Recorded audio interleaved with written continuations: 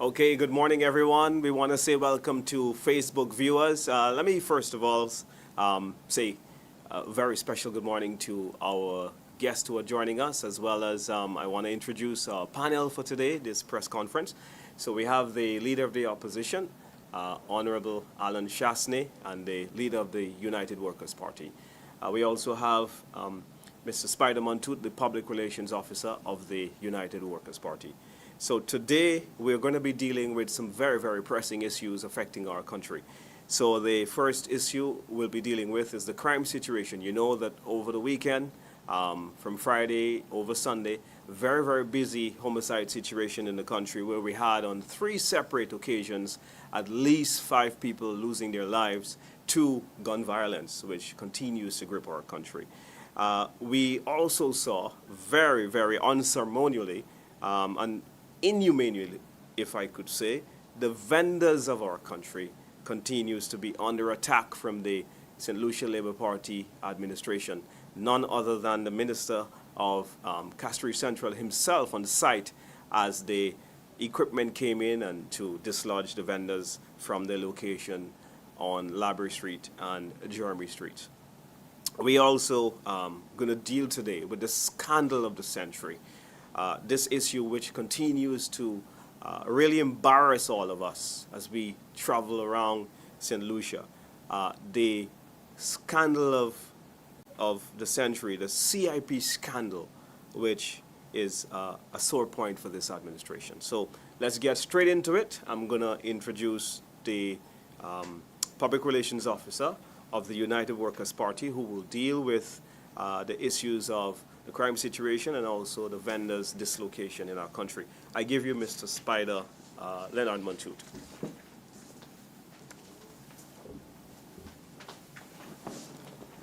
Thank you very much, Senator Fede. Let me say a special good morning to members of the media, a special good morning to our guests, and of course to those of you watching online, whether here in St. Lucia or in the diaspora, a special good morning to you. Unfortunately, I do not know how good of a morning it is in St. Lucia, given what is transpiring and given the situation that we are experiencing under this oppressive government that we have conducting governance in St. Lucia. I want to speak first of all on the situation that has developed with the vendors in the city of Castries.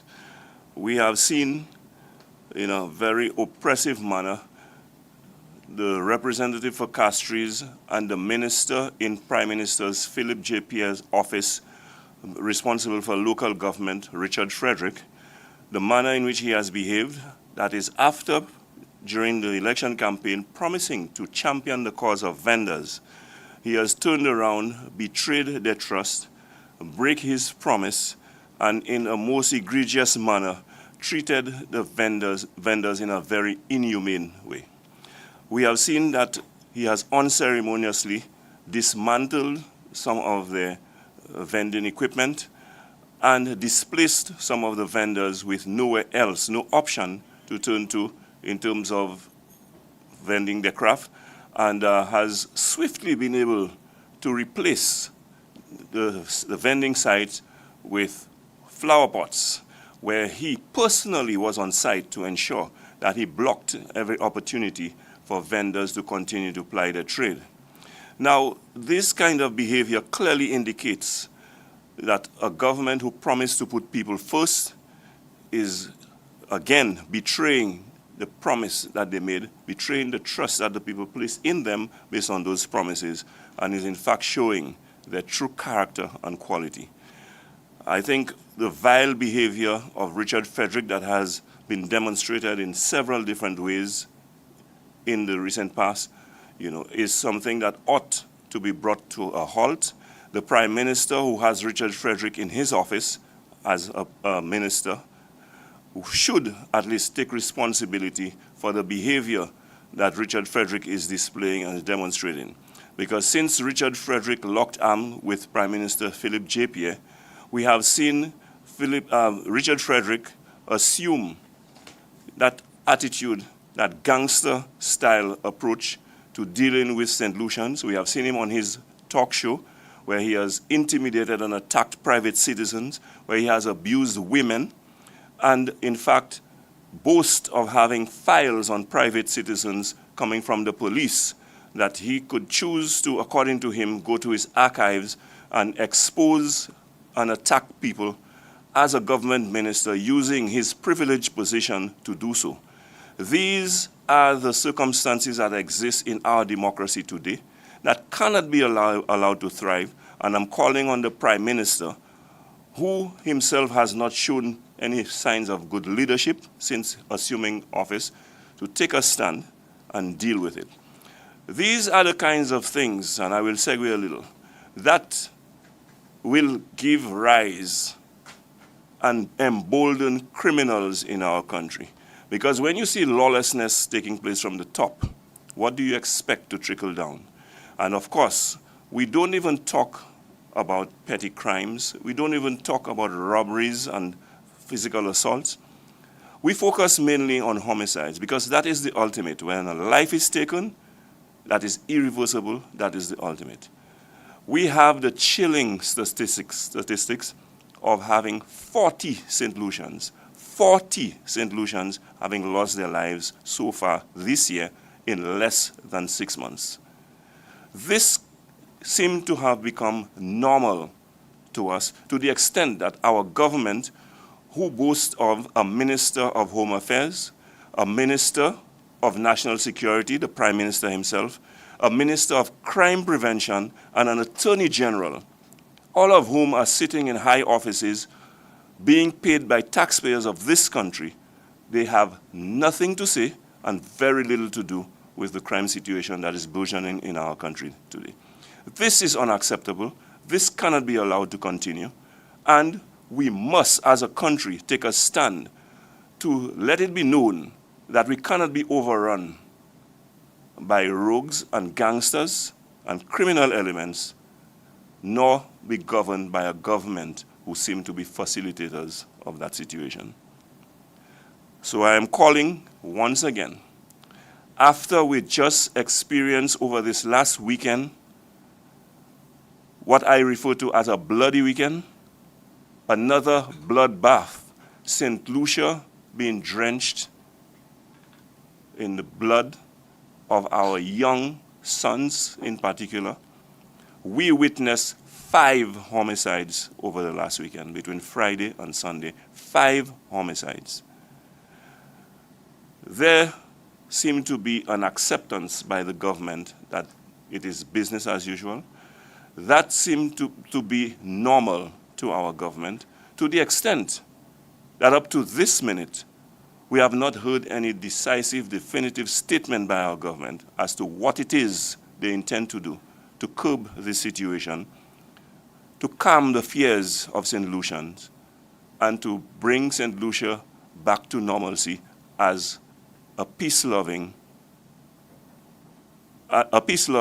country where crime is not allowed to fester and St. Lucians can enjoy their freedoms without the fear of criminals.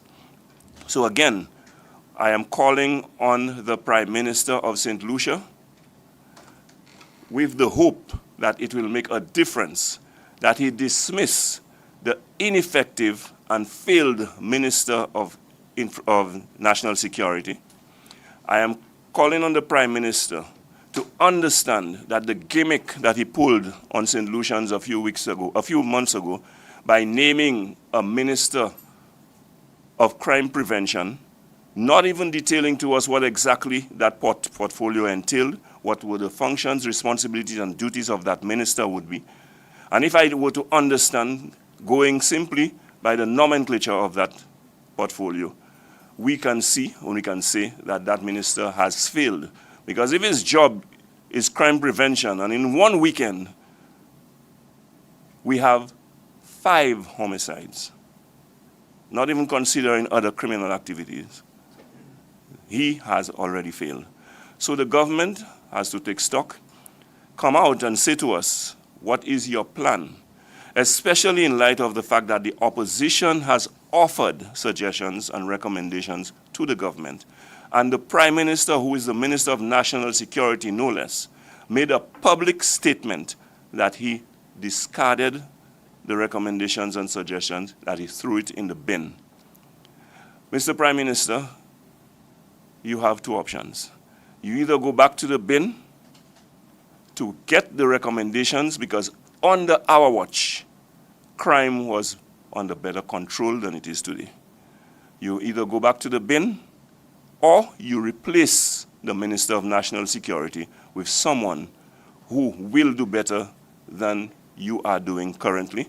And of course, we would appreciate and understand that after a record-setting year in 2022 of 75 homicides in St. Lucia, and a repetition of that in 2023, another 75 St. Lucians perishing, losing their lives as a result of violent crime.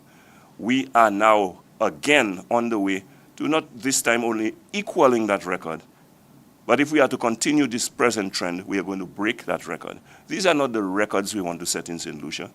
These are not the things we want to be known for as a country here in St. Lucia.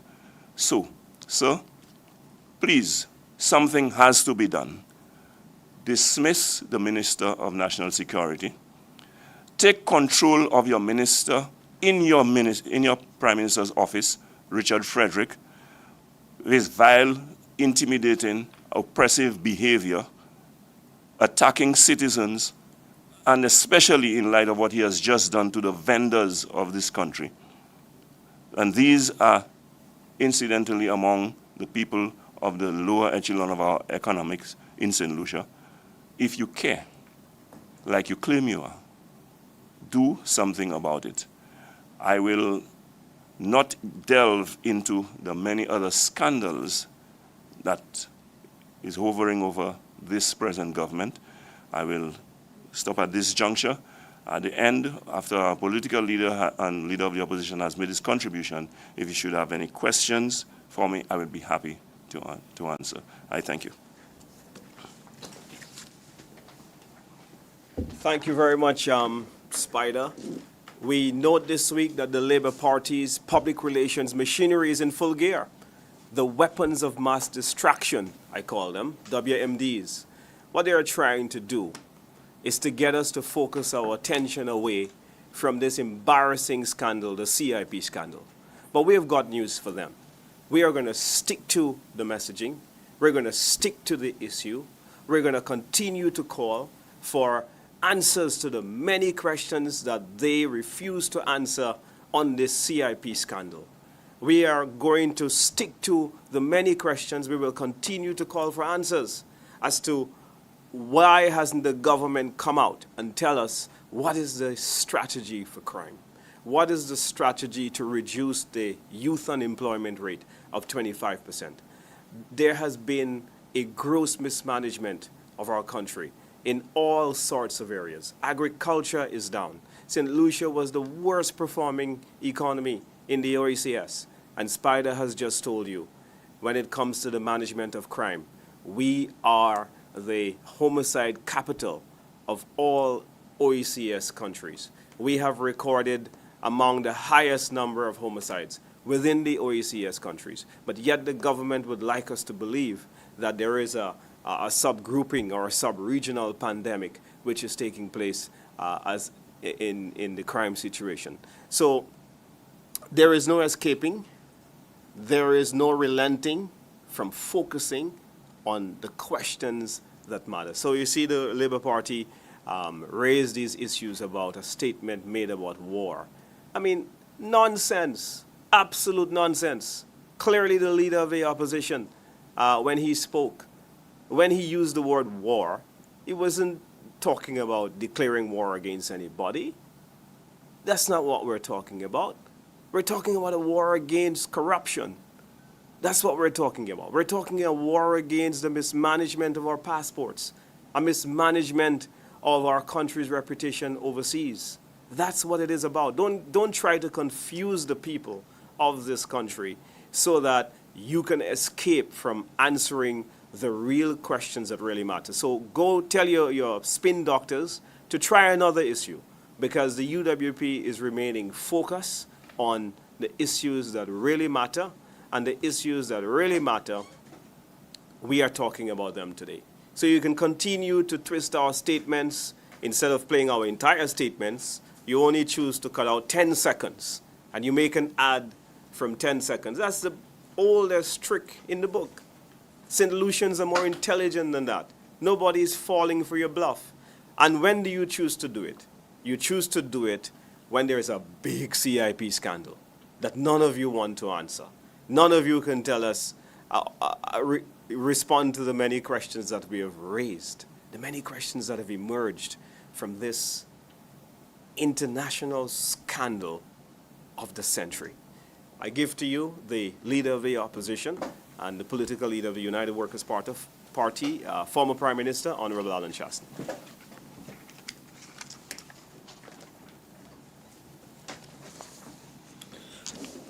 Thank you very much, Mr. Fede, Mr. Montoute, and members of the media and other guests. As Mr. Fede has said, that we have a crisis on our hands in which the government is living in denial. And that denial of this crisis, in our humble opinion, is going to create significant damage to the reputation of St. Lucia internationally, is going to put in jeopardy our visa-free access to the world, and could have very damning consequences against our financial institutions, our banking and our correspondent relationships. Yesterday, the CEO of Invest St. Lucia put out a statement. I think it's important to note that the statement was not a personal statement. The statement is on the letterhead of the CIP unit. And it speaks specifically a statement by the Chief Executive Officer of the Citizenship by Investment Program. It's important to understand that he is speaking as a representative of the government and the people of St. Lucia. And he has an obligation to be truthful and factual because he is a public officer. His statement, in fact, has actually generated more questions than there are answers. First question: can he verify that he went to D.C.? I believe his statement confirms that he went to D.C., to Washington, D.C. Who did he go with? In the interview with MSR, they said he went with his wife. Why would a person who is claiming that he went to Washington, D.C. to defend the reputation of the CIP unit, which in essence is to defend the reputation of the people of this country, go to a meeting of this nature with your wife? I can understand the compassion of the situation, but don't you think that this would have called for a member of your board to have gone with you? Don't you think that the Attorney General's office should have been involved, and either for a lawyer from the Attorney General's office, or the Attorney General could have appointed a lawyer from the United States of America who would be familiar with what is at stake to attend the meeting with you? But instead, what do we have? You're asking us to make a decision as to who was speaking the truth. Is it Mr. Martinez, who came out since Thursday? Or you, that have hidden behind a statement? You didn't even have the courage to have a press conference to allow the local media to ask you the pertinent questions, to bring clarity to what you have written.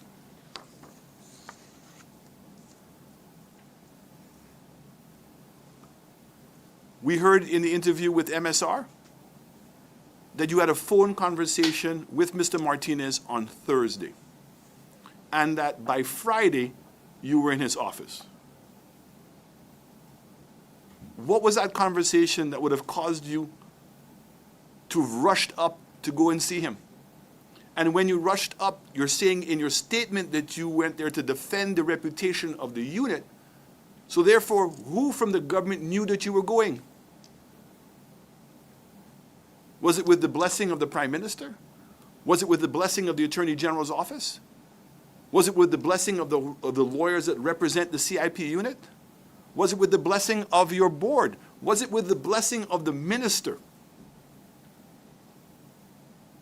That's a very important question, because you can't just simply say, I went there to defend the reputation of the unit without explaining who gave you the authority to do that. But now again, we're forced to be, who do we believe? And again, I want to say, you never told us you were going. You came back, you didn't say that you went. It took MSR to have an interview on the local media to reveal that you went. You still didn't come out with a statement. You waited until yesterday. How do we believe you?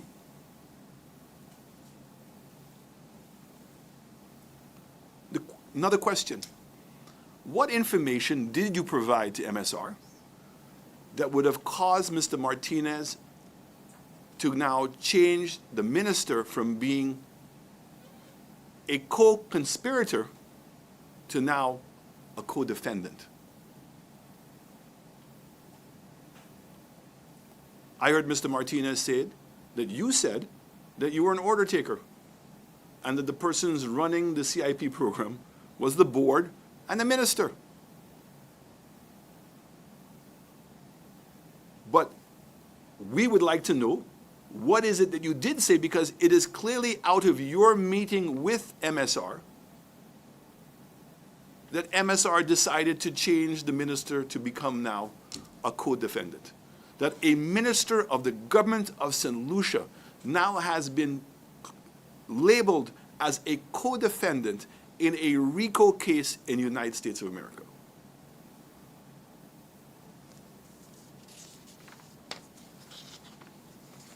When you went up, in the claim that Mr. Martinez had, he indicated that one of the reasons why he included you as a co-defendant was because he had an audio of you admitting to how the CIP program was being abused. Did you get to hear that audio? Can you confirm the authenticity of the audio? Can you confirm the content of what is in the audio? Because it seems that MSR is laying a lot of or relying heavily on that audio as to why you should be included. I would have thought that that would be one of the things that you could have gone and confirmed, that that was part of your discussions. Another question. MSR, Mr. Martinez in his interview said that you said that there were 13,000 files. That's news for us in St. Lucia. We don't know. You've never told us.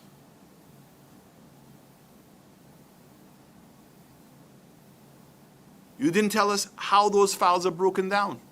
How many of those files are for the real estate program with Galaxy, and how many of those files are with the infrastructure program? And why is it you believe that you should go and tell Mr. Martinez that when you are accountable to us?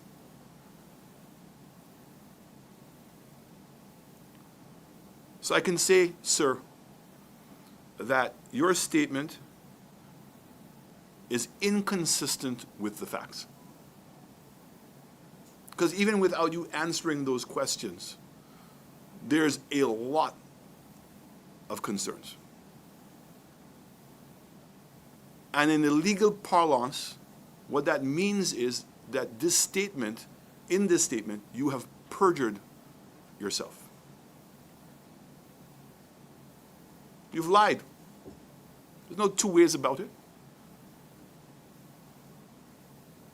So whereas the opposition had been calling for your suspension pending an investigation, we've now changed that. We're demanding that you be fired because of the perjury that you have committed. That we no longer, as the people, can trust that you're going to do the right thing. Because, sir, whether you want to accept it or not, your statement came across as an attempt to save yourself with your own party, and not one to provide truthful, factual information to the people of this country. Not on one in which I can say, or anyone can say, that you went there and you genuinely went to protect the reputation of the state. In fact, according to the statements made by MSR, you claimed that the Prime Minister knew nothing about the CIP program. And I agree with Mr. Martinez. He said that he's going to take that for face value. But it has to be followed up with action. The only way that the Prime Minister can genuinely say and support the idea that he has nothing to do with CIP is to make sure that you're fired. And that he removes the minister, Mr. Hilaire, from his portfolios. He relieves him immediately of his portfolios. And that immediately all the files that are being processed at the CIP for Galaxy be put on suspension. And that the immediate appointment of a capable company to do an audit of the CIP program to determine whether in fact some of the allegations that are being made are true. So the minister now has said that tonight he is going to make a public statement. Tomorrow night, Wednesday night. Why?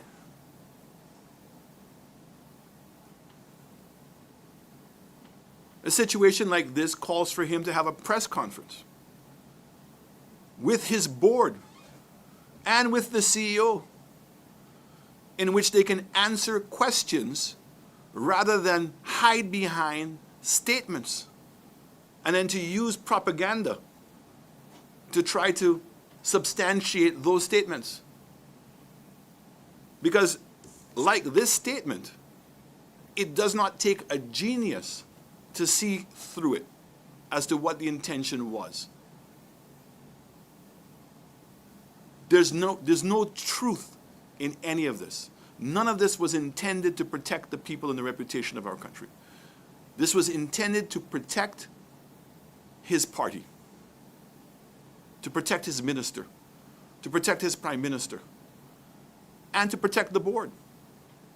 Even though he told MSR that he was an order taker, and they're the ones running the program. So I think that in order to help the minister in his statement, I think that there's some things that the minister needs to address immediately. The minister needs to provide clarity. His unit and he both have said that Galaxy's hotel project has now sold all of the files. But he's never told us how many. He's never told us how much money is in the escrow account. He's never given us an explanation that if in fact all the files have been sold, so it means that Galaxy would have collected all of the money that they were supposed to have collected. Why is the project so far behind schedule? Look at the Marriott Courtyard at Point Seraphin, which started about the same time. Look how far it is. Sandals has opened up Halcyon. Sandals is renovating La Toc. Massive renovations taking place at the Wyndham.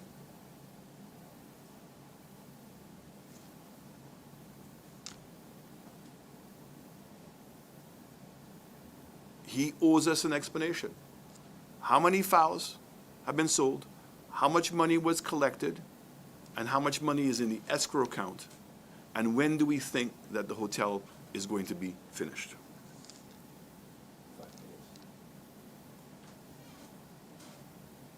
The minister needs to also provide clarity on the infrastructure program.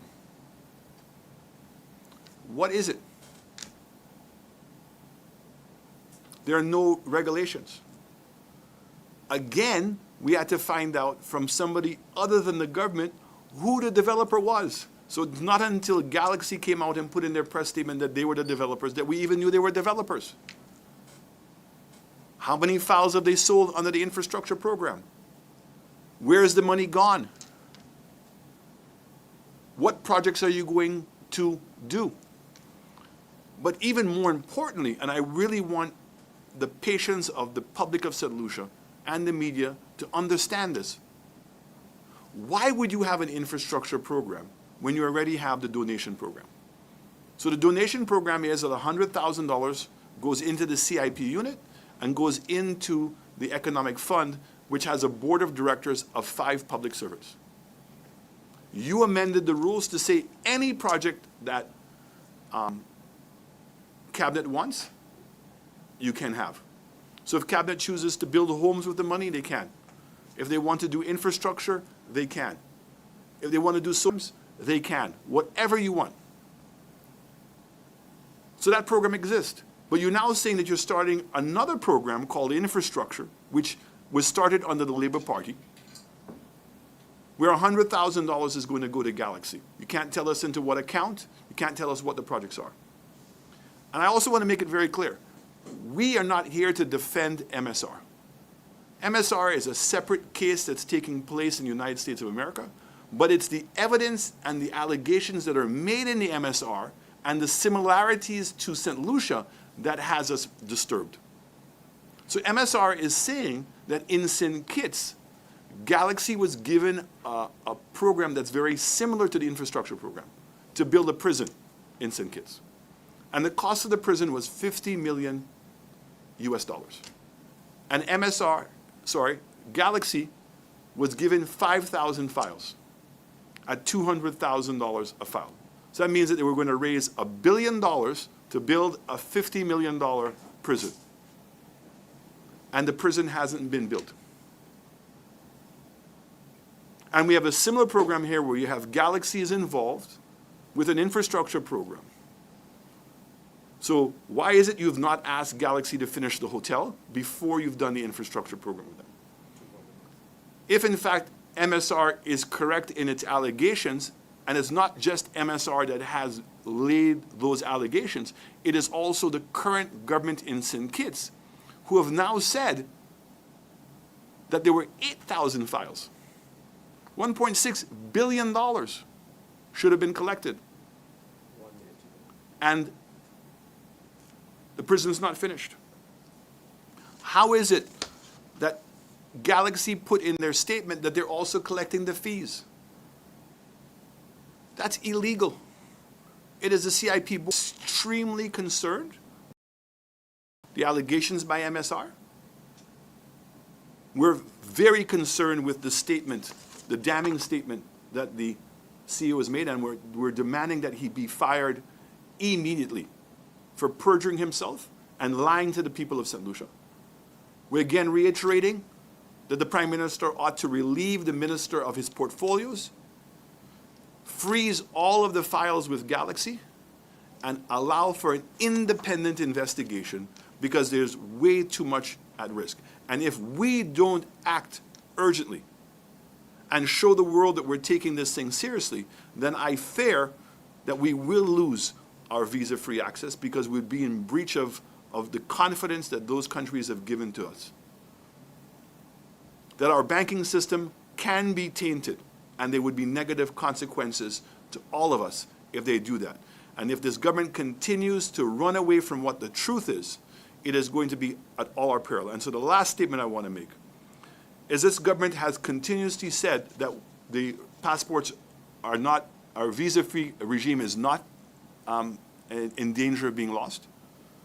They've indicated that I've exaggerated about the banking system, so I want to put it on record. If, in fact, through your denials and mismanagement of this current crisis, that we do lose our visa-free access, or our banking system is tightened because of the result of this case, then you all should resign immediately. And not only resign, you should not put yourself back up to run for government. But the evidence will be very soon in this case. Thank you. Thank you. Thank you, Mr. Political Leader and Leader of the Opposition, former Prime Minister Alan Chasney, who have made some very, very strong recommendations to strengthen our CIP program. We have asked for the termination of both the Minister and the CEO. Mr. Chasney has also asked to put all the 13,000, 56,000 potential passports, which is claimed by Mr. Martinez, to put those on hold. And then he has asked for an independent audit of the operations of the CIP unit. Since the government is not forthcoming with the information, I think then the public needs to know what is really happening with the passports of St. Lucia, what is happening with our CIP program. Now, we've got several questions that have come in already via Facebook for both gentlemen, but before we take questions on Facebook, I think we would like to prioritize members of the media that are here.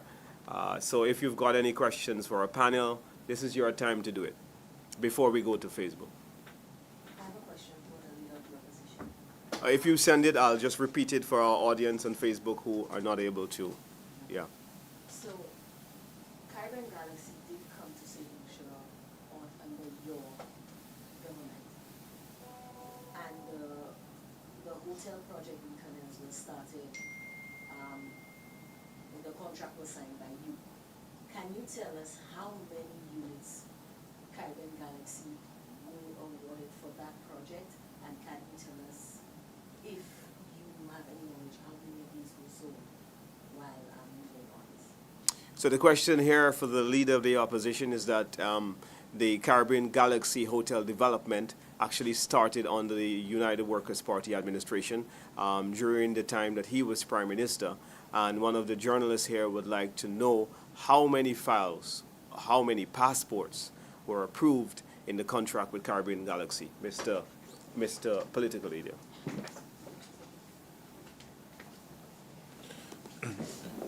Thank you very much. My recollection is, remember, the real estate program was being sold for $300,000. And I believe the number of units that they were allowed to sell, or the number of shares they were allowed to sell, was around 1,500. About a year ago, the government amended it so that they could sell it for $200,000. What I don't know is that what this administration amended that contract to be. That would have been my next question. If you were aware, or if you had any idea whether or not Caribbean Galaxy have been awarded additional units for that same project. The question is whether Galaxy was awarded additional units. I have to presume that that's the case. Because if you lowered it from 300,000 to 200,000, it means that they're going to make less, and the cost may have gone up because of inflation and COVID. All I know is that when we came in, we were aware of some of the allegations against Galaxy as it pertains to the Ramada Hotel. So that's why we were very clear to have an escrow account. And again, the escrow account is a joint account in which the CIP board was a signature to the account. At any time, CIP can get the amount of money that's in the account. And they can also cross-check. So if a file comes in and they're supposed to have collected $300,000, they can confirm the $300,000 came in for person X. So there is a very clear, transparent check and balance system that was left for them. How they draw down the money is pre-agreed. So how much money they can use for, we call FF&E, how much money can be used for the design, how much money they can get for mobilization, all those things were in place before we left. Now remember, when we left, after the signing of the project, and remember, we had a press conference in which we sat down with Galaxy and also AMR, who were the management companies, and the CIP board, fully transparent. They had a groundbreaking ceremony, and everybody got to see for themselves what was taking place. So I'm very shocked and alarmed that a government that came in and had made allegations that they had concerns about Galaxy, why would they now do a new program, which is this infrastructure program, and the hotel's not finished? A follow-up question. You have been accused of colluding with MSR Media to embarrass the country. What are your statements to that, and have you had any contact whatsoever with Philip Martinez, and what was the nature of that contact, if there was any? Please repeat the question. The question is that I've been accused of colluding with MSR and to damage the reputation of the country, and whether in fact that I've had any contact with MSR. I am the leader of the opposition, and so an opportunity was provided for me to meet with the lawyers of MSR, which I did. I only knew about MSR and Philip Martinez like everybody else. When he made it public that he was going to file this lawsuit, this RICO lawsuit, and he gave the government the opportunity also to meet with him. In fact, I found out that a local lawyer here was the one representing Tim Harris, and that goes back almost a year ago when that case started. But like everybody else, it's only in the last couple of weeks that I've met Mr. Martinez. I heard about Mr. Martinez. I have never personally met Mr. Martinez. I have spoken to him on a phone. And as I said, I was briefed by his lawyers of the details of the case so I could understand what the case is. But I have no influence. The United Workers' Party cannot substantiate in any way what is being said and what is being done. I understand why he's doing the case, because he feels aggrieved, and that is his case. What I am concerned about is the evidence that he has provided, particularly on the prison project in St. Kitts, and the similarities between that project and the infrastructure project in St. Lucia.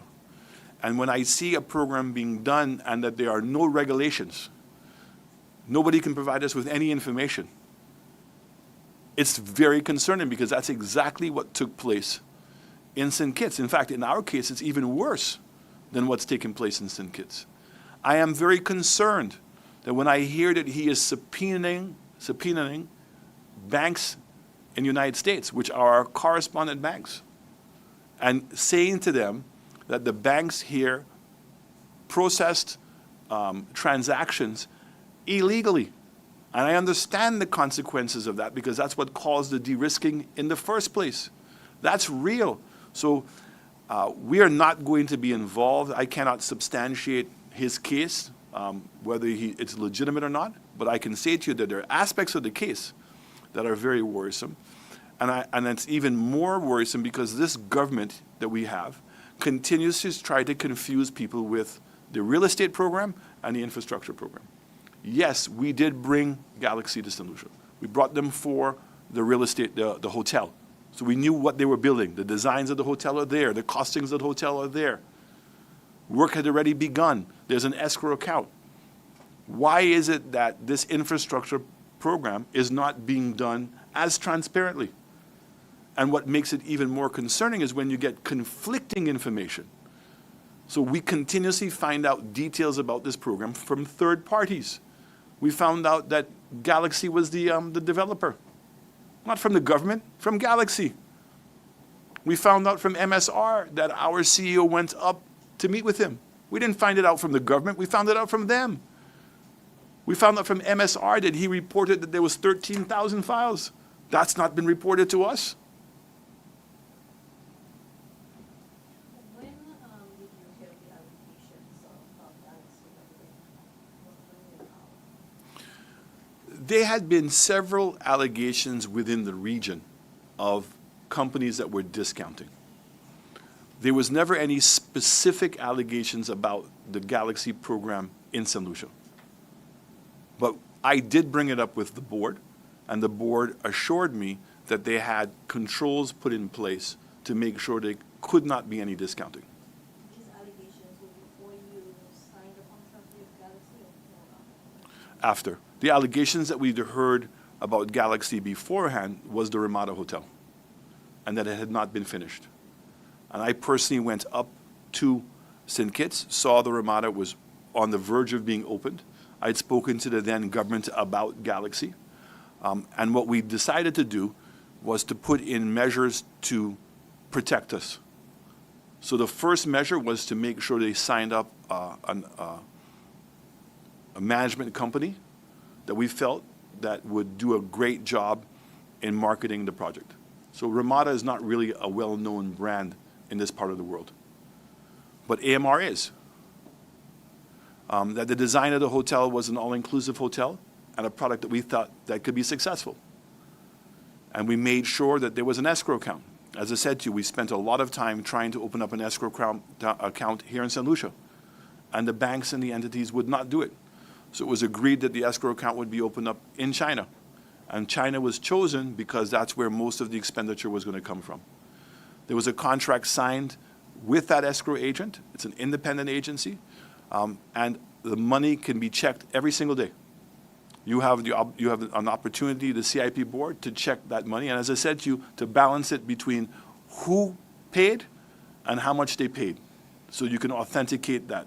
And the drawdown of the monies has to be done with the joint authority. So the contract says specifically what can be done. So we attempted to make sure that the hotel was going to be completed, and that when it was completed, that it was going to be a world-class hotel that we thought that could do very well. I mean, one of the things that we've seen in CIP with the hotels is the brands that they have chosen aren't very good. Could you explain the due diligence process?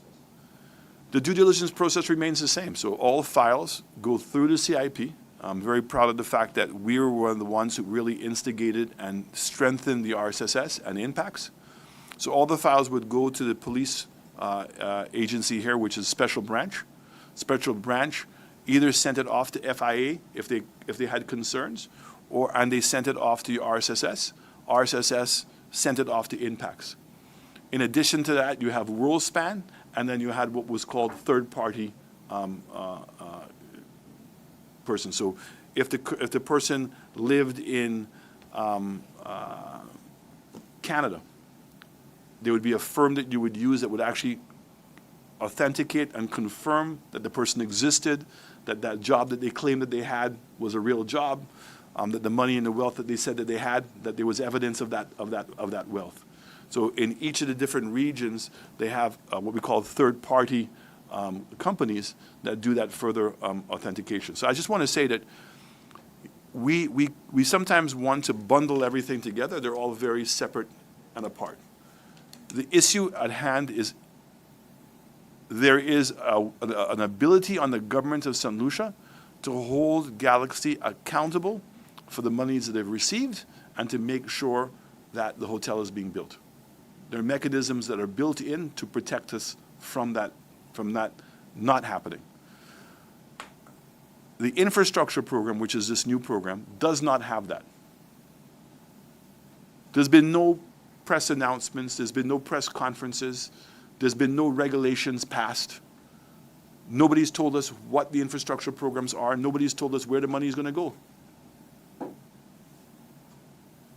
Based on information that we received, and also on a Facebook post from a well-known party that the SLP party member, it would seem that Mr. Emmanuel, when his control was not satisfied with the government. What are your thoughts on that, in light of what was said yesterday? The statement says otherwise. The statement said he went there to defend the reputation of the CIP unit. As I said, the statement is on the CIP letterhead and comes across as being from the CEO. And that's why I said we have to ask the question. If you went up there representing the state, who gave you permission to do that? He doesn't say that. Well, it's been said that he was not sanctioned by. But who said that? Well, no party Look, I understand that the Speaker of the House would have said it, but the Speaker of the House doesn't sit on the board. You would have thought that the Prime Minister would have made a statement. You would have thought the Minister would have made a statement. You would have thought the board would have made a statement. The board itself is in confusion because we don't know if it has a chairman or not. Because, you know, we hear that he's resigned, and that's a really good issue to bring up. These innocuous statements from persons who are not authorized to speak on behalf of the state. So where is it that the chairman of the board has resigned? Has the media seen any letter from Lauren Theophilus that he's resigned? Has the board put out a statement to say that the chairman has resigned? But yet, we walk around and act as if the chairman has resigned. That's why I said on Sunday, I'm not prepared to accept that. We need authentication that that's the fact. And I want to put them, before they answer that question, the CIP Act requires them to have a chairman. So what is it? And so I have to presume that there's still a chairman. Did the chairman give his CEO the authority to go to Washington, D.C.? And again, if he didn't, then he should be fired. Somebody has to go. Because again, Mr. Emanuel is saying in his statement that he went there to defend the reputation of the CIP. He's put it on a letterhead of the CIP. We can only go by with what, that's what I'm saying to you, that he's committed perjury because the facts are not consistent with his statement. And that's why I can say to you that he needs to be fired immediately. But based on what we're hearing, what the order from the different various quarters, do you think that he's being used as a scapegoat? Look, I think that we can, like this government, they cause us to speculate on a lot of different things. If I am to interpret what this statement is, this is a statement attempted to protect the Prime Minister,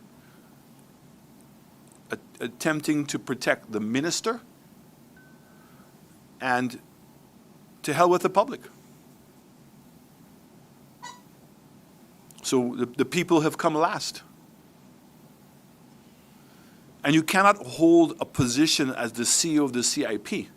And as I said in my statement on Sunday, I want to appeal to the public servants and persons who are executives on statutory bodies that, unlike what they may think, they are accountable to the people and they're accountable to the law, not to the ministers. I also want to repeat that if in fact that there is any audit or criminal investigation, it is not the minister who's going to go to jail.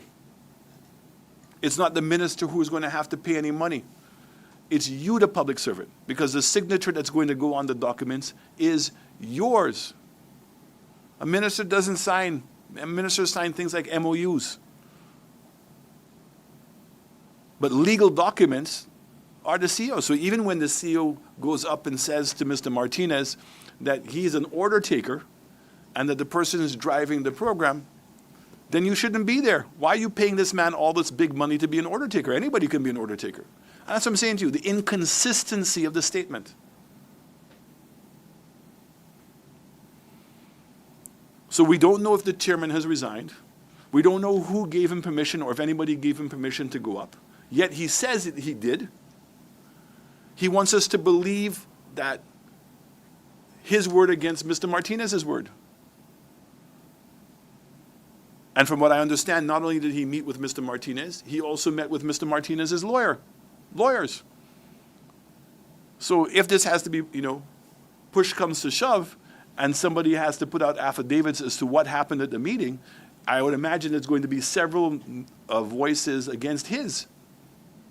But that's the position that he put the people of St. Lucia in. He's compromised our own integrity. And the question is, did he meet with anybody else while he was in Washington, D.C.? Because, you know, we keep on talking about the civil case here that MSR has filed. So unlike St. Lucia, in America, there are several different entities that can file cases, prosecute cases. The FBI, Homeland Security, Justice Department, district attorneys. If in fact evidence comes to them, they can start an investigation of their own. So when people subpoena banks and make allegations of fraud, you really don't believe that that's going to trigger off some kind of investigation? And that's why I gave the example of what took place in Barbados. That in a court case, an insurance company admitted to bribing a minister of government. The government of Barbados, and no one in Barbados, charged that minister with fraud and corruption. But it was found out that when he was paid the money, that he transferred the money to his account in New York City. So when he traveled to the States, he was arrested and he was charged for money laundering. And he was convicted and spent 2 years in jail. So this investigation is no longer just a domestic case, because once the money goes internationally, it becomes international. And other countries now are going to be part of the jurisdiction. And this is what we're saying, is the government of St. Lucia is not taking this matter seriously. This has nothing to do with us. It does. If in fact that you are allowing Galaxy to sell CIPs and making sure and not ensuring that all the monies are being collected, then that's fraud. And when that money goes through the international banking system, that becomes money laundering. In light of the severity of this case, what would be your case? Because the Prime Minister keeps saying that this is not a government case, no government has taken this up. He keeps saying that the U.S. State Department hasn't said anything, nobody has been served any papers. Is there the possibility that the U.S. State Department can take us to task because of this? We know the potential ramifications when it comes to visa-free access, but now we're talking about criminal charges. Is there the potential for criminal charges against anyone involved in the CIP or involved in the government because of this RICO lawsuit? The State Department is the equivalent of the Ministry of Foreign Affairs here.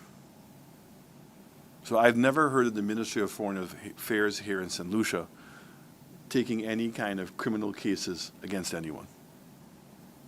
So I don't know of the State Department. The State Department is an agent and acts based on the policies of the government. So if Leahy law is not foreign affairs, it's the Congress.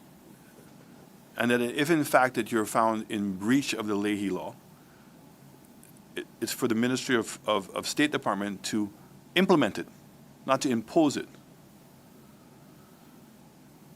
The entities that would potentially prosecute this case or raise criminal charges in this case: FBI, Justice Department, Homeland Security, as I said, district attorney's offices. I mean, we watch what's going on in the States right now with the cases with the former president. It's all over the place. Georgia, New York, Fed, multiple of agents can go after you. It depends on what the infraction is. So if it is human trafficking, it's going to be one department. If it's financial, it's going to be a different department. But we've already seen that there are examples in this region where persons who have been involved in money laundering. We just had the premier of the BVI, right, who was up in Miami, and there was a sting operation and got him to go to the airport to count money. He's in jail. As I said to you, the former minister in Barbados. There are a multitude of examples of heads of states, of government officials that have been arrested outside of their own jurisdiction. Because once money goes through an international banking system, it now allows other jurisdictions to be involved. So the answer to your question is, I don't know specifically. But I know that once subpoenas are being issued and allegations are being made, in the international world, whether it's the US, whether it's Canada, whether it's UK, whether it's Europe, that they're going to investigate the matter. It's the timing of things. You had 3 Chinese persons who obtained their citizenship in St. Kitts that were just recently arrested for money laundering, for human trafficking, and all kinds of questions as to how those passports were approved. You just had a massive election in the Parliament of Europe in which the right-wing parties have won even more. The right-wing parties want greater border control, want higher standards. We saw what took place with the blacklisting. We cannot defend ourselves against these things. We become easy prey. All right, a couple of questions from Facebook, sir, because we're running out of time. I want to thank you, members of the media, so graciously for your questions. So one has to do with, someone is asking, could you explain the quashing of a subpoena by the U.S. courts against MSR application for the bank accounts of Galaxy and a former Prime Minister in Dr. Tim Harris to be brought subpoena? Look, I'm not a lawyer, but on reading what it was, and persons who want to believe that the quashing of the subpoena somehow is going to dismantle or terminate MSR's case, that's how I've read it. This has nothing to do with the RICO case. The RICO case stands by itself. My understanding is that the subpoena was squashed on a technicality. I'm involved in several cases here in St. Lucia, and I know sometimes you lose a decision and you appeal. In reading this, I think that the judge was very clear that he supported MSR on the substantive issues. But there was a technicality that can be overcome by MSR. But I am not here, and United Workers' Party is not here to defend the MSR case. That's a quite separate matter from us. It's the revelations in the case that have us more concerned. Yeah. Another question from Facebook. Are you concerned that reports for 2 financial years of the CIP unit are outstanding? And is there anything to hide?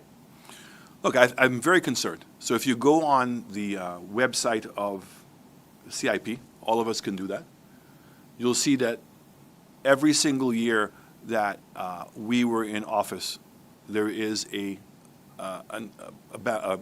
audit report. The last audit report was for 2022. So 2022... Financial year ending... in 2022. March 2022. Correct. So between 22-23 and 23 and 24, there are no audit reports. And this is important because it is a legal requirement of the CIP program.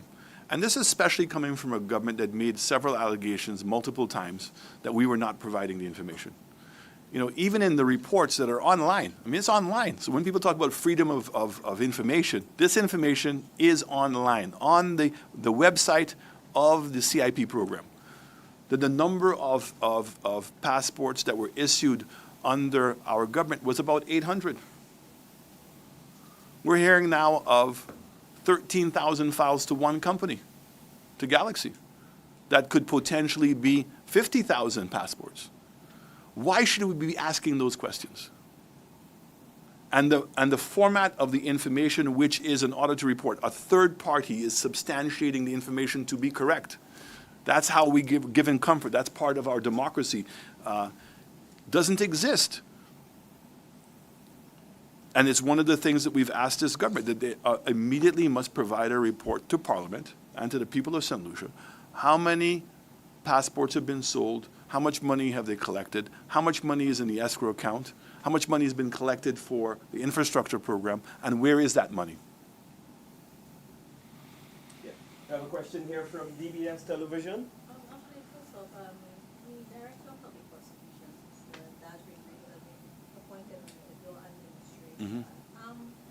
Can you remind us of what was his, because I remember during the taking of the vote, he actually expressed his intention to do a list of things in a list for a time period. Can you remind us of that, what he had promised to you as Prime Minister that he would have done in taking over that role?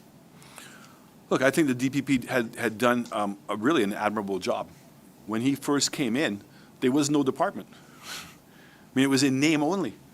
The previous DPP had left. There had not been any replacements to him.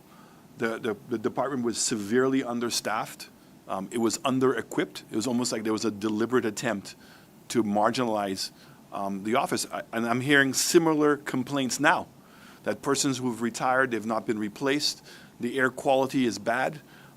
Equipment is not being replaced, and funds are not being provided. And my understanding is the DPP and his office is very frustrated. But that's for him to defend. And that's why I called him out specifically as an example of an individual who is constitutionally protected.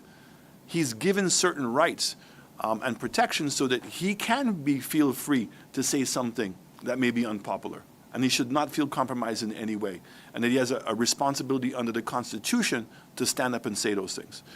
There were several cases, impacts, the Green case internationally, local cases as well, and the DPP systematically went through those different cases. So he showed that a DPP's office can function. I think that one of the misconceptions about the DPP's office is that the DPP is an investigator. He's not. The DPP's office is a prosecutor. So if there's a murder that's taking place, it is for the police to have done an investigation, provide the evidence to the DPP, and for the DPP to say, yes, there's enough evidence for us to proceed with a prosecution.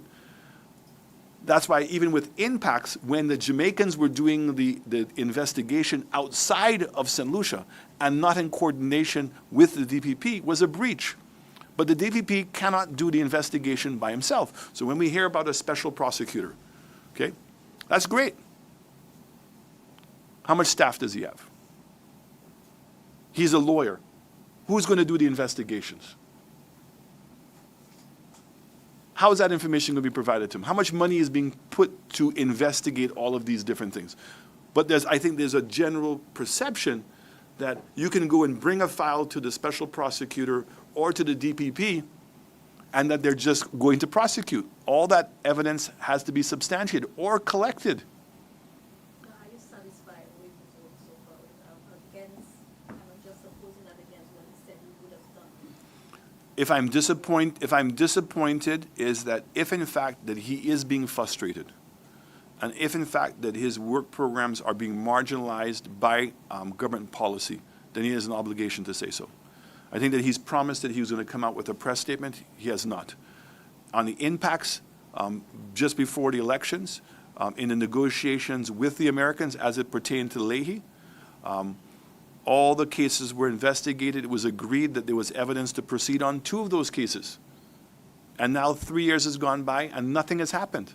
I think he owes us an explanation as to why that's the case. If in fact it's true that he's instructed the Commissioner of Police to arrest some people and they have not, then he owes it to us to say so. Do I think that he's a capable person? I do. Do I think that he did a lot to improve our system? He did. But I am not walking in his shoes. And so, am I disappointed right now? Yes, like a lot of people. Okay. In terms of the development of the anti-crime strategy and crime prevention, Mr. was passed to it. Has the opposition submitted any, recommendations officially? Should we get Spider to handle that since he spoke in crime today? Yeah. Is that all right? Yeah.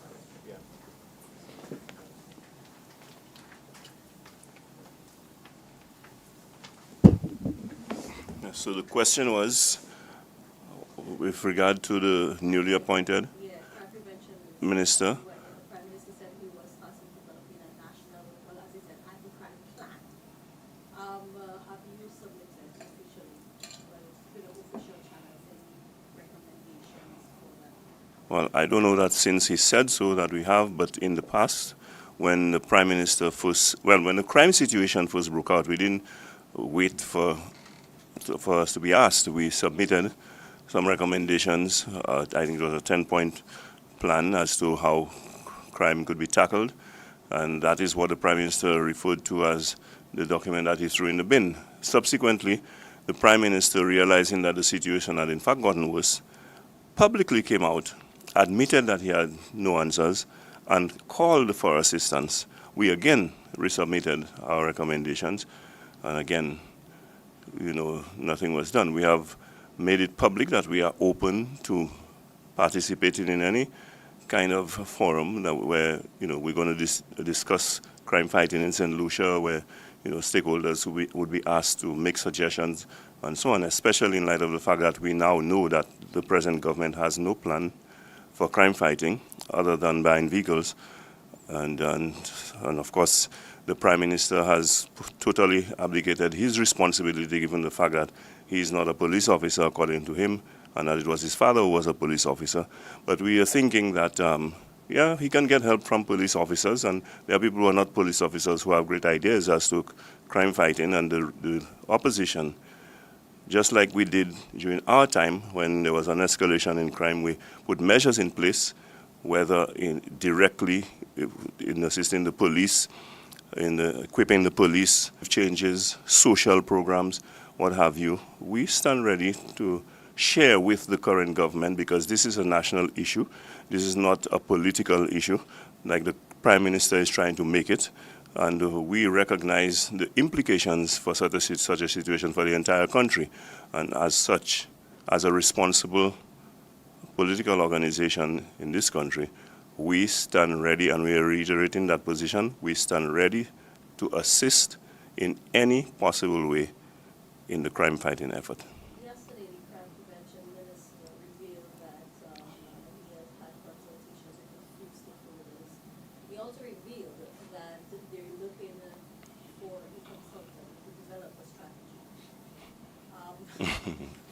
But I'm going back to what was said in his swearing in, that he would be the one responsible for bringing all the various parties, including yourself, together to discuss this very plan. So your thoughts on now that, I guess, this Well, task being relegated to? well, first of all, we welcome and appreciate the admission that they do not have a plan. We were told that the current Minister of National Security, we were told so by himself, that he was the most, I think the word he used, readied person to lead this country. Alas, we see what he has been readied for. We again reiterate our position. At very short notice, we will be prepared to contribute, to play our role, because we know for a fact that within the ranks of the United Workers' Party, in terms of plans, policies, and programs, we are in a position to make recommendations that will severely, in a very serious manner, impact the crime situation that is going on in this country. We cannot continue to have crime, to have homicide as one of the leading causes of death in St. Lucia. And if you observe, I think this is something that we are disregarding, the victims of homicide in St. Lucia are predominantly young people. And when you have one homicide, there are many other victims, not just the families of those who perish, but also the perpetrators and their families as well.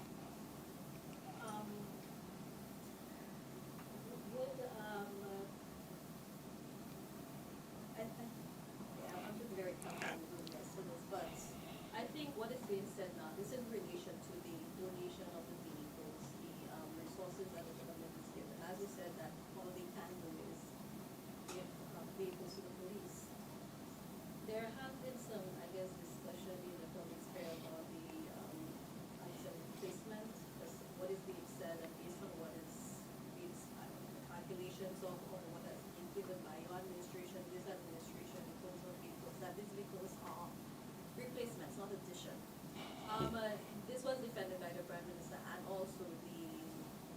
Deputy Police Commissioner at the last handover. Yesterday, the Crime Prevention Minister actually took the task. I'm not sure, I don't want to say who's referring to, but he did mention names, but as he said that there is a certain police officers that are, I guess, acting on your behalf, who are challenging what is said and whatnot. He's taking issue with this police officer or police officers for making statements against the government and whatnot. I actually wanted to know, under your administration, during your administration, what was the case for the police? Did you Okay. have enough vehicles? Okay, you see, again, it is about time that this current government understand the answer to our crime situation is not merely and solely providing vehicles to the police. It is a far wider issue than they understand it to be. And it is time that they understand that this is not, I'm repeating, it is not a political issue. Whenever they are asked questions, rather than putting out their plans and policies and their programs as to what it is exactly they're going to do to curb the situation, they descend into political rhetoric about who police officer is supporting us. And I mean, nobody is interested in that. We are interested in curbing the crime situation that has become a crisis in this country. The Prime Minister seemed to have suggested that you had to be a police officer to solve the problem. Well, he appointed a police officer to be the minister responsible for crime prevention. Have we seen any improvement in the crime situation in St. Lucia? These are the questions that must be answered, and these are the things that must be looked at. When we became the government of St. Lucia, in terms of direct assistance to the police, what we did was look at our border control, okay? There were many of the boats, the patrol boats were inoperational. We got them to working. The lab, the forensic lab, we opened up the forensic lab and got it working. That goes a long way in crime solving as well. Okay, we started the program of placing CCTV cameras around the island. Again, not only did it serve in terms of crime solving, but it also served as a deterrent to crime as well. Not to mention equipment for the police. We started the negotiation to reverse the situation as far as the Leahy law is concerned, so that our police could begin to get first-class training once again. These are the measures that were taken. I mean, I'm not going to repeat that line about, and I know that our administration provided many transports by way of motorcycles, cars, vans, and so on. I'm not going to repeat that foolishness. That in itself. And let me just quote a prominent member of the St. Lucia Labour Party. The efforts that have been made and the strategies employed are not working. Dr. Kenny Anthony. Okay, so if when I say it, it is not appreciated, perhaps they will understand it when it is said by one of their own. The Prime Minister has not realized it, but he has been, and I repeat, an abject failure as a Minister of National Security. Under his watch, we have had the worst crime situation in St. Lucia. We have had the most homicides taking place in St. Lucia. And he cannot complain. He's the Minister of Finance. He's the Prime Minister. So resources should not be a problem. It is a question of policies. It is a question of not having a plan. You cannot govern a country without a plan. That is the bottom line. And if the Prime Minister is serious about alleviating our crime situation, the first step he must take is to dismiss the Minister of National Security, who, again, I'm saying, has been a total abject failure as a Minister of National Security. All right, we want to thank you that. The leader of the opposition may chime in on that crime conversation before we take any further questions. But we're also, I'm sensitive that we're running out of time. We're now over an hour and a half. And Do you have another question on the crime situation? Do you have another question on the crime situation? No, that's it. But I wanted him to actually opine on the SLP's take on his declaration. I know you have spoken on it and he has spoken, but I want to. Distraction from answering the questions about how many passports do we have. Well, and I would like you to ask the Prime Minister for us, what has he done by way of waging war on the many ills that are taking place in this country?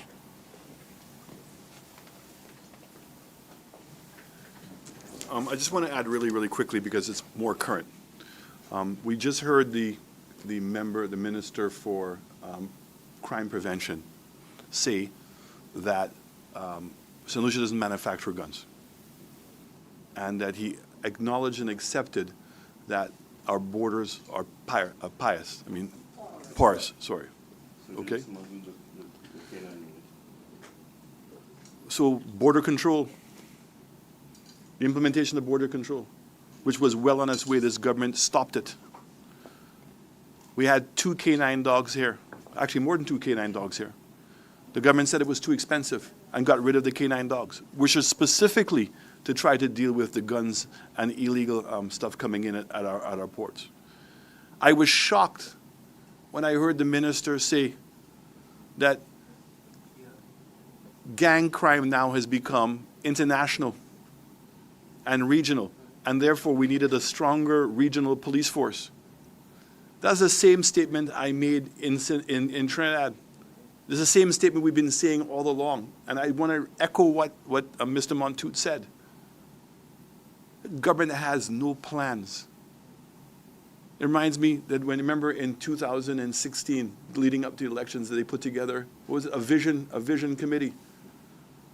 And here we are in the 3rd year of this administration, and all they're doing is reiterating things that we've been saying and doing and acting as if it was their own. But the fact is, there's nothing genuine about what they're doing. I'm going to say to the media, just coming across the airways, because you asked a question, it says that coming out of the U.S. Department of State, is the United States is imposing sanctions today on individuals in Guyana. And it's coming out of an investigation conducted by the Treasury Department. So once there are allegations and it goes across borders and gets into the banking system, then it becomes now a fair game. And that is what we have to be concerned with. We have to control what we can control. We have to show that we're doing everything to say that we do not support any form of illegalities taking place. Yeah. All right, so just one final question, and we're going to close the press conference. I'll be kind to you, young man, who's, I have to say this, that your media house is the most secretive ever. I don't know whether you're an espionage agent. I don't know who the owner, no, I've got to put it, because you see, the press is a custodian of the freedom and flow of information. And to just tell us who the owner of your media house is, you can't tell us. This is bizarre. So in this day and age, when we're operating in transparency, an era of free speech and democracy, I find it very hard to believe, and this is not an attack on you, but I'm just saying that as a journalist, as a custodian of the truth, right? I find it hard to believe that you don't know whom the principles of your establishment is for. But we will allow you a question so that we can facilitate the free flow of information. Please go ahead. No problem. Good morning. good morning. And you'll pardon my tardiness. It was a bit difficult getting here. So yesterday, the Crime Prevention Minister called for you to retract statements made at your town hall meeting on Sunday, and he says that your declaration of war, or rather the use of the word war, or the phrase declaration of war as declare war, is a bit misplaced given the current crime situation. What do you think? Will you apologize? What do you think? The statement? What do you think? I'm asking you. No, but I'm asking you, what do you think? Think in relation to his statement, or what do I think you will say? Both. No, what do you think? What do you think of his statement?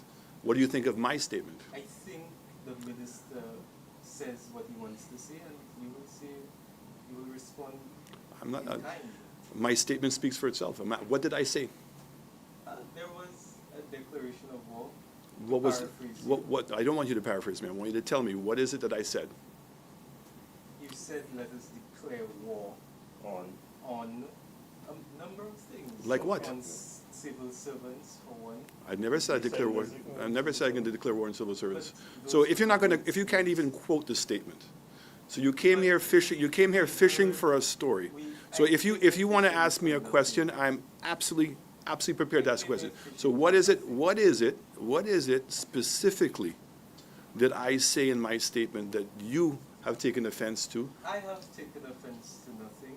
So I've taken offense. so then you have the answer to your You question. had a statement yourself. I heard the statement. And you said that he declared war on I- public servants? I'm asking in No, you said relation- he declared war on public servants. Yes, among declaring war on other things. I never declared war on the civil servants. But And you the said you heard the question, statement? Okay, if The you wait a question- moment before you go on, let me quote to you what he said. go Okay? ahead, He said, we have to declare war tonight on those who are taking us off our bishop, definitely, on the people who seek to breach our constitution. certainly. You agree we should declare war on these things? But the No, hold question. on, I'm speaking to you. Of course, go on. And then he said, wait a minute, I am putting the public servants on notice that they are here to protect and serve the public, not ministers. That is Correct. his statement But in reference to public The servants. In what way has that? question only has context if I say what the minister said. And I'm saying yeah, the we minister. don't know what he said. So let me ask you the question. The current prime minister declared himself a 6-star general. Yes. Has he done an oil war? Well, What you do say the generals do? word war. What do Well, generals do? what do Does generals that do? war? You didn't say the word What war. do generals? But he's a Well, general. He's a general of an army. Comrade from time to time. Correct. So I Okay. suppose Okay. But they're not calling advocating yourself- So you see, look, the issue that whenever you use the What do word, you use a bazooka to do? yeah. to shoot things down. I'm not defending anyone. I So that's why I'm came to asking. ask you So I'm for your asking. response in So relation it- to a it- question. it's not- In relation to a call, rather, for a retraction and an apology. That was his call yesterday. I would very, And it I would was very, quite explicit. I'd very much like the And government to so- answer the question as to the I'm charges of corruption. Why would you allow $440 million US to go into the hands of a third-party company without a bidding process? again, Why would you just give a your why would you give a contract to a company that was going to build a building for the government at 3 times the cost of construction, that was going to be 4 times the rent of the Daher Mall? Why would you allow $1 billion, alleged at $1 billion in CIP program, which we cannot account for? Why would you allow $80 million So to let go me into the ask NLA? Another question, right? On the We're same, running on out the of same. time. You're Yeah, late. just one. It's your fault. just You're not one- here. just We are one out of last time. question So I want to on thank you this for one. your Just time. one. I want to thank you. Harmless. But It's we're a out of time. harmless We question. have to end. Guys, I want It's to thank about you very, very semantics much and words. for this press conference. Someone I want to thank in you your very, party very much. Thank you. says that Thank we you. will- You're late. You're late. We started at 10 and you're late. Thank So I you. want to thank you very, very much, everybody, for coming. This press conference is now over. I want to thank the leader of the opposition for his submissions. I want to thank the public relations officer of the United Workers' Party. We've been here for almost 2 hours, and we've made ourselves available to you, the members of the press, for any level of scrutiny. So thank you, and thanks to members of Facebook who have listened here today, and thank you for joining us live. Thank you. Thanks, y'all.